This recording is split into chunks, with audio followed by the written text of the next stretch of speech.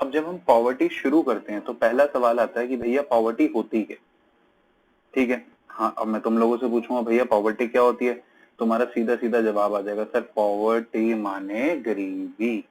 हाँ, पॉवर्टी माने गरीबी, बिल्कुल ठीक, ठीक है। पर क्या है गरीब? देखो, poverty is a state in which individual can not fulfil his basic necessities of life. Poverty वो सिचुएशन होती है जहां पे एक इंडिविजुअल अपनी जो लाइफ की बेसिक नेसेसिटीज हैं उन्हें फुलफिल नहीं कर पाता, जैसे कि रोटी, कपड़ा, मकान, ये चीजें वो पूरी नहीं कर पाता। अब पॉवर्टी की बात कर रहे हैं तो अगला सवाल आता है भैया कि पुअर लोग कौन होते हैं, किन्हें हम पुअर कहते हैं। तो भैया पुअर को ना हम थोड़ा सा कैटेगराइज कर देते हैं पुअर को कि अर्बन एरिया में कौन पुअर है और रूरल एरिया में कौन पुअर है। तो अर्बन एरिया में पुअर कौन होते हैं? पुश कार्ट वेंडर, जो क्या कहते हैं गाड़ी को धक्का लगा रहे होते हैं, माल खींच के बेच रहे होते हैं। Street cobblers, rag pickers, beggars. Urban areas में इनके पास फ्यू असेट्स होते हैं, मतलब बहुत कम चीजें होती हैं।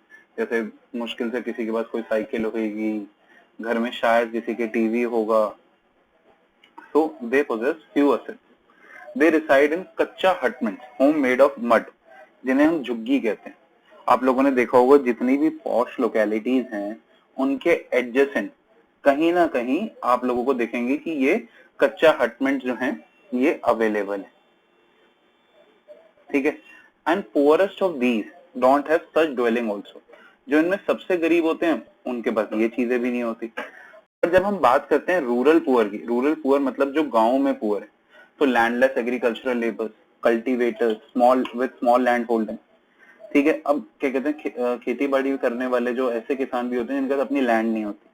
ये चीज मुझे भी नहीं पता थी थोड़ा टाइम पहले तक, ठीक है। I had a word with, क्या कहते हैं, अजीब बात ही लगेगी तुम्हें, कि one of my vegetable vendor, ठीक है, जिससे घर की ग्रोसरी लेते हैं, सब्जियां लेते हैं हम। तो उसने बताया कि अब जो है मैं गांव चला जाऊंगा। मगर क्यों? कहते खेती बाड़ी। मगर तुम खेती बाड़ी करते हो? कहते नहीं नहीं, कहते हम ना वहां पे लोगों को नौकरी पे रख लेते हैं, वो करते हैं। मैं कहा अच्छा, मगर कितने रुपए देते हो? नहीं, लास्ट ईयर की बात। तो ये सेड कि 80 रुपए दिन के। कैन यू इमेजिन, 80 रुपए एक दिन की, पूरे दिन मेहनत करने के 80 रुपए। कहते कई बार तो बस खाना दे देते हैं, उतने में भी वो खुश हो जाते हैं। थोड़े आटे दाल दे दी, वो ले जाते हैं, खुश रहते हैं। Many of rural people are landless, उनका कोई लैंड नहीं होती। Many of them can't have 2 meals, ठीक है, 2 टाइम का खाना भी नहीं खा पाते। फिर अब अगली चीज आती है common characteristics of poor people. जो गरीब लोग होते हैं उनके कॉमन कैरेक्टरिस्टिक्स क्या है? तो देखो, सबसे पहले आता है hunger, starvation and mall nutrition. आप लोगों ने देखा होगा जो लोग गरीब होते हैं एकदम कमजोर से हो रखे होते हैं, पतले से हो रखे होते हैं। क्यों? क्योंकि माल न्यूट्रिश्ड होते हैं, अच्छा खाना ही नहीं मिलता, कैसे ठीक होंगे? Poor health, they are generally physically ill and weak, ठीक है। कोई ना कोई डिसेबिलिटी होती है या सीरियस इलनेस होती है, क्योंकि अगर वो छोटी इलनेस रही होगी वो इग्नोर करते गए होंगे और वो एक्सपैंड होकर एक सीरियस इलनेस बन गई। फिर उसके बाद लिमिटेड इकोनॉमिक अपॉर्चुनिटी। अब देखो यार, तुमने, पक्की बात है, कुछ ना कुछ किस्से देखें कि जहाँ पे ये लोग काफी गरीब घरों से आए और आगे चले गए। बट एक्चुअली अगर मैं सच बताऊं ना, तो जनरली ऐसा होता नहीं। अगर कोई बंदा काफी, मतलब गरीब होता है, पैदा होता है, तो वो गरीब ही रहता है। वो ज्यादा कभी ऊपर आ नहीं पाता क्योंकि उसे इकोनॉमिक अपॉर्चुनिटी नहीं मिलती, ठीक है। एजुकेशन वो ले नहीं पाते, स्किल्स उनके अंदर होते ही नहीं है कुछ खास, ठीक है। एम्प्लॉयमेंट इनकी अनस्टेबल होती है, कोई भरोसा नहीं, आज नौकरियां नहीं है, दिहाड़ी काम कर रहे होते हैं, ठीक है। रोज के बेसिस पे इन्हें काम मिलता है, 10-15 दिन का काम मिलता है। फिर poor bargaining power. Poor bargaining power का मतलब क्या है? अपनी जॉब के लिए, ये अपनी सैलरी के लिए फाइट नहीं कर सकते। अब जैसे अगर आप प्रोफेशनल हो, मैं प्रोफेशनल हूँ, तो मैं अपनी अमाउंट के लिए फाइट कर सकता हूँ कि ठीक है, मैं नहीं करूंगा तो आपका काम नहीं होगा। बट इनके केसेस में ऐसा नहीं होता, क्योंकि हमारे देश में इतने ज्यादा हैं, तो इसीलिए ना जो मिलता है उन्हें करना पड़ता है। फिर डेट ट्रैप, जो ये रूरल एरिया वाले होते हैं, ये बोरो करते हैं, इन्हें अच्छे से लूटा जाता है। High rate of interest are charge. I heard about the cases that they are even charge 5% per day. Can you imagine, 5% per day? सरकार कहती है साल के 15-16% लो, उनसे वो 3 दिन में ले लिया जाता है। क्यों? क्योंकि वो कमर्शियल जो रिकॉग्नाइज्ड सोर्सेस है वहां से वो लोन नहीं ले सकते। क्यों नहीं ले सकते? क्योंकि इनके पास वो डॉक्यूमेंट्स पूरे नहीं होते। They have lack of facility of electricity and water, ठीक है। इन लोगों के घर में पानी नहीं आता, बिजली नहीं होती, पानी के लिए इतनी फाइट रहती है, जैसे ये मध्य प्रदेश महाराष्ट्र वाली एरिया है, यहाँ तो बहुत दिक्कत है। जेंडर इनइक्वालिटी, इनकी सोच पीछे होती है क्योंकि एजुकेशन है नहीं, एम्प्लॉयमेंट है नहीं, डिसीजन मेकिंग बहुत बैकवर्ड। जेंडर इनइक्वालिटी होती है क्योंकि ये कहते हैं अगर लड़की पैदा होगी तो भैया खर्चा हो जाएगा, लड़का पैदा होगा तो चलो कल को पैसे कमा के देगा। बेवकूफ, ठीक है, बट ऐसी सोच है इनकी।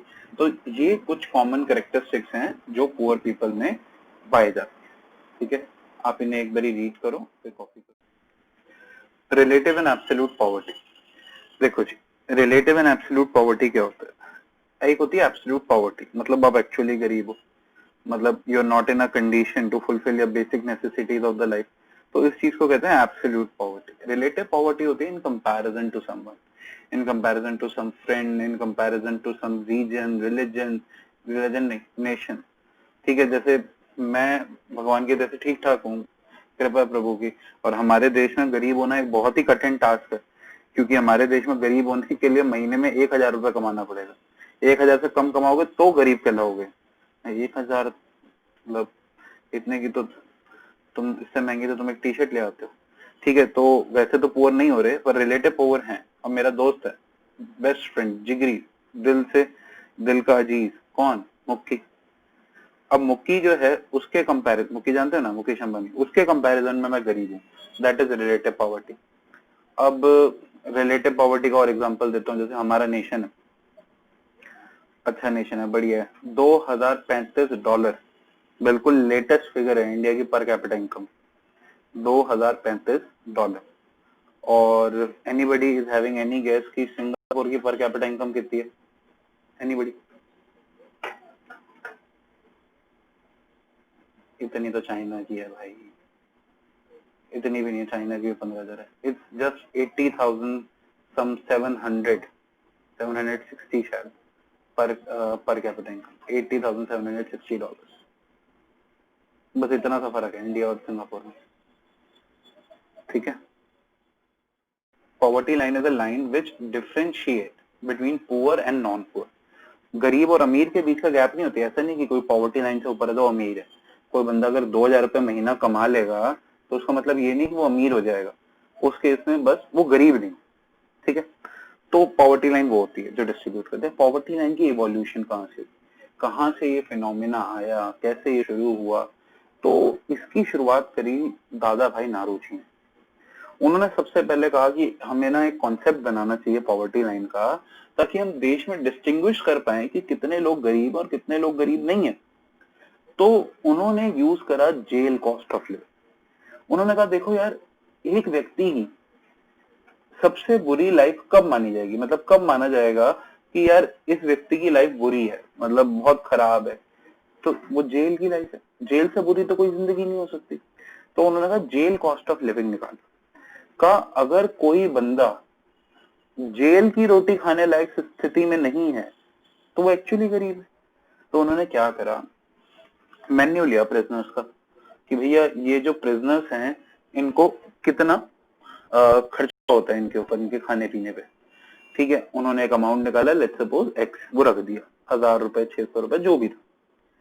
फिर उन्होंने क्या कहा कि देखो हमारी जो टोटल पॉपुलेशन है उसे हम कह सकते हैं उसमें 2/3 एडल्ट हैं और 1/3 उसमें चिल्ड्रन, ठीक है। उसमें 2/3 एडल्ट हैं और 1/3 चिल्ड्रन। और इन चिल्ड्रन में भी उन्होंने कहा कि हाफ जो हैं वो इन्फेंट होंगे और जो बाकी हाफ हैं वो क्या कहते हैं, आधी डाइट खाते होंगे एज कंपेयर टू एडल्ट, ठीक है। तो उन्होंने कहा 2/3 तो पूरी डाइट खाते हैं बड़े लोग, और बाकी जो 1/3 का भी हाफ, 1/3 चिल्ड्रन का हाफ यानी 1/6 इन्फेंट है, वो बेचारे कुछ नहीं खाते, वो तो माँ के दूध पे रहते हैं। और बचे हुए जो बाकी हाफ है यानी अगेन 1/6 ऑफ टोटल पॉपुलेशन, वो एडल्ट की हाफ डाइट खाते हैं। तो इसी चीज को यहाँ बताया भैया, 2/3 का फुल डाइट, फिर 1/6 यानी कि ये 1/3 का हाफ इन्फेंट, 0 डाइट, कुछ नहीं खाते वो देश में, और ये 1/3 का हाफ यानी ये 1/6 हाफ डाइट खाते हैं। तो हो गया, अगर हम इस फुल डाइट को x मान लें तो ये हो गया 2/3x प्लस 1/12x, और यानी कि इनका अगर हम एलसीएम लें तो 2/3 को हम 8/12 लिखेंगे, प्लस 1/12 अगर हम करेंगे तो आ जाएगा 9/12, यानी 9/12 यानी 3/4, यानी 75%।